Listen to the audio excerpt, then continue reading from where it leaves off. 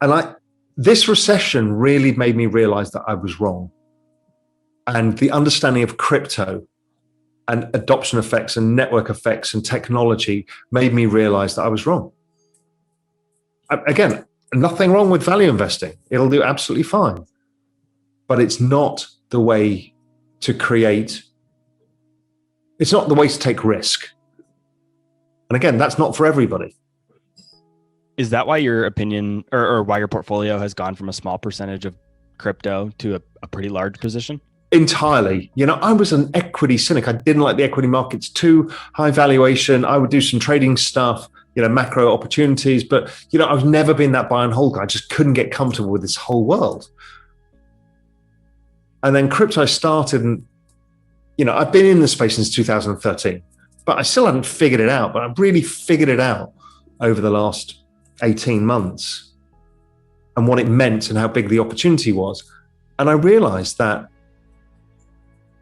to create true wealth, you have to understand a theme really well and have very high conviction and concentrate all of your risk, which is the opposite of what we're told. But if you go back and look at Jeff Bezos, why is he so rich? Because he concentrated all his wealth in one bet.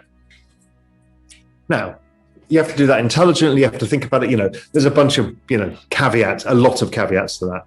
But that's what I'm trying to tell people. It depends what it is you want to achieve. And for some people who are not really investors, to give some money to growth guys, give some money to a value guy, that's all fine.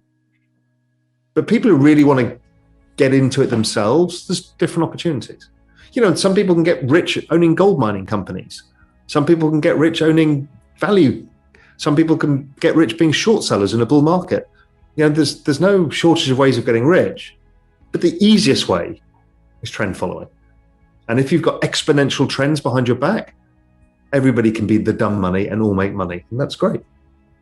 I mean, even Buffett says diversification is only for people who don't know what they're doing, right? It's true. When you talk to your fellow macro experts, what do they all think about crypto and Bitcoin specifically? They all moved across to macro. So I was probably the second in the space to move across. Dan Moorhead was first from Pantera. Then I started writing about it in 2013 and investing in it. Not many of the macro guys did, but then after that, one by one, they all went. I mean, they just left macro. And I keep bumping into old famous macro people that I grew up with, all entirely in crypto and technology. And they just forget it. Everything else is a waste of time. You just don't generate the types of returns, risk adjusted or otherwise.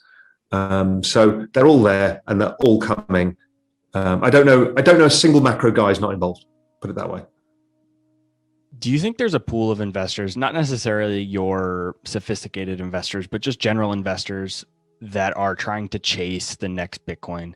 I think that's like my biggest concern really is people saw how much Bitcoin went up and how some people got so rich off it that they're diving into all these other ideas. And I'm not saying NFTs won't work or all these other things that are coming up, but do you think people are just almost blindly going into those just because they're hoping it's the next Bitcoin? Yes, but that's normal, right? And I argue with the Bitcoin world over this all the time. Bitcoin world is Bitcoin only.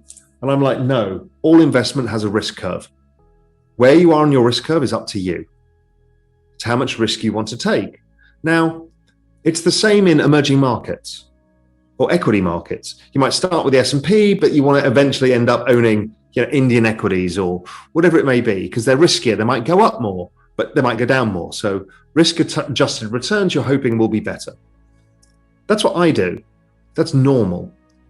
And that's why many of these alternative tokens do very well, because capital flows into them in the risk cycle. That's really normal. Same happens in junk bonds and credit and everything else.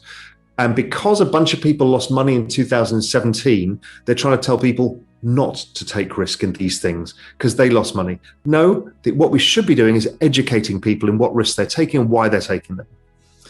So they should not be putting all of their money into a token because they think it goes up hoping that it goes up more than Bitcoin. They need to be educated in the type of risk that they're taking, and that it's okay to take that risk, but maybe have some Bitcoin and maybe some Ethereum, and then you can add some of that risk at the edges.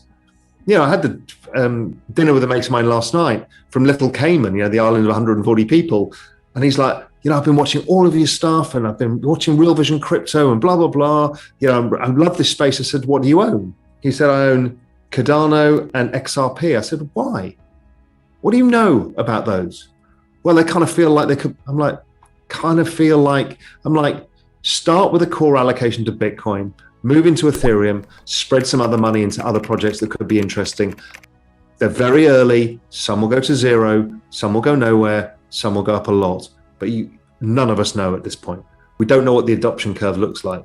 But that's what the space needs to be saying, and not shutting people down and saying, well, I lost money in 2017, I'm trying to protect you. That's nonsense. That's just tribalism to make Bitcoin go up more than others. Doesn't make sense. It's a big world out there. I can't count how many times I've been told by people, because I'll not pressure them, but I'll push back on them and ask them, or I'll challenge them and say, why are you investing in that? And they'll just say, oh, I feel like, or I feel like this. And I'm like, that's not a thesis, right? That's hopium. That's not.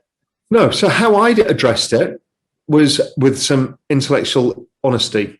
So I'm like, I pretty much understand Bitcoin as well as anybody. Not the technology aspects, but the macro opportunity, what it's doing, where it's going, the players involved, all of that. Ethereum, I'm pretty comfortable with as well. But I also think that the entire digital asset space is going to be absolutely gigantic. And so I wanted exposure. So if my thesis is that network effects are the largest drivers of these things, so I went on to Twitter and asked people, okay, show me your best coin and why. So I got 6,500 replies.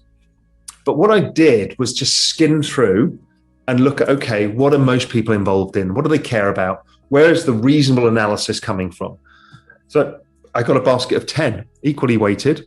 It's only 10% of my portfolio. It's actually gone up. It's gone up 100% in a month and a half. But it's 10% of my portfolio. And I just took an equal weighted basket and said, look, I don't know. I'm not smart enough. But I figure that the space will go up because the risk curve goes up when the bull market goes. And within that, I'm going to learn a lot about this space, about which one is which, what's working, what projects are really getting network effects. And that's okay to do, because let's say Raoul's a total idiot. 10 out of 10 go to zero. I lose 10%. Last time I checked, Ethereum is up 10% today. I don't care. That's how you take risk.